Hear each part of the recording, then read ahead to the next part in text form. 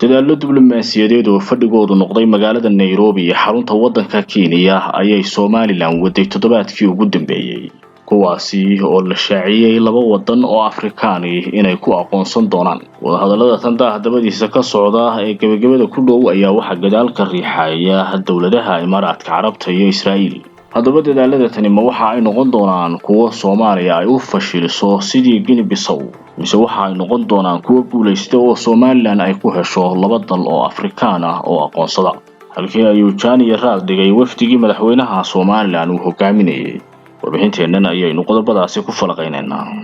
dadaallo loogu dabagelayo laba dal oo Afrikaan oo aqoonsada Somaliland ayaa ka socday toddobaadkii ugu dambeeyay magaalada Nairobi halkaasi oo ay ku sugnaayeen diblomaasiyiin kala duwan iyo wafdi uu hogaaminayo madaxweyne Cabdiraxmaan Maxamed Cabdullaahi Ciro inkastoo ay dabagal iyo raadin ku sameynayeen sirdoonada wadamada ka soo horjeeda Somaliland sababta madaxweyne Cabdiraxmaan Maxamed Cabdullaahi Ciro uu halkaasi ugu sugan yahay iyo qorshaha ay ka wadaan oo ay rabaan inay ogaadaan kadibna ka hortagaan sidii qorshe la shaaciyay dhawaan oo Guinea Bissau ay Somaliland ku aqoonsan lahayd balse 24 saacadood markii ay ka harsanayd dhawaaqitaanka Soomaaliya, Turkiga, Saudi Arabia iyo wadamo kale ka hortageen iyagoo bixiyay dana siyaasadeed oo ka awood badan kuwii Somaliland iyo wadamada xulufadeeda ah ay miiska u saareen dalkaasi yar dabagalka aqoonsiga iyo dhaqaaqyada diblomaasiyadeed si kuma ay istaagin natiijada halkaasi ka soo baxday ee lama filaanka ahayd iyo guusha ay Soomaaliya ka gaadhay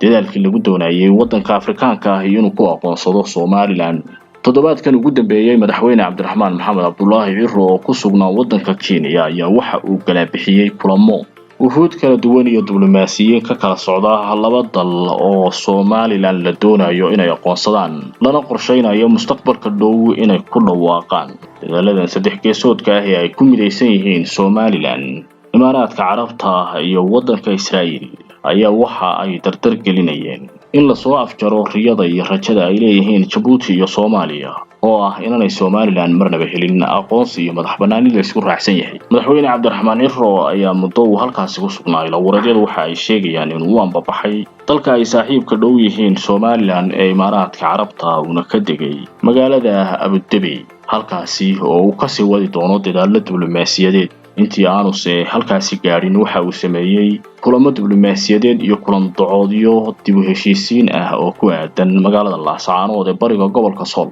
kuwaasi oo dhammaantood laga gaaray natiijooyin wax ku ool ah madaxweynaha ayaa safarkiisu ahaa mid aan xog iyo faahfaahin dheeraad ah laga heli karin oo qarsoon dadaaladan diblomaasiyadeedna waxa ay ahaayeen kuwo la ilaaliyay xogtoodu in ay dibadda u baxdo maadaama oo ay sirdoonada cadowgu si weyn waqti iyo juhdi ugu bixinayeen inay ogaadaan madaxweynaha Somaliland Cabdiraxmaan Maxamed Cabdullaahi Ciro iyo wafdigiisu tallaabooyinka ay qaadeen waxaana ay sameeyeen wafdiga madaxweynuhu raacda reeb iyaga oo jihadii ay u kacayeen iyo danihii ay lahaayeen maaha ee muujiyay sawir kale oo gabi ahaanba ay ku khalkhaleen ama se ku jahwareereen